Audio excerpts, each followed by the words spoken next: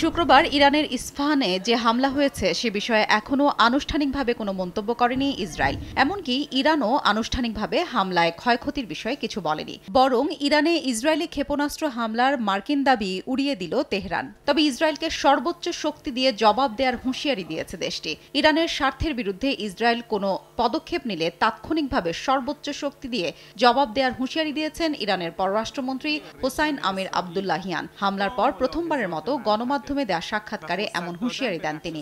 এছাড়াও তিনি কটাক্ষ করে বলেন, ইসরায়েলের অস্ত্র ইরানের কাছে শিশুদের খেলনার মতো।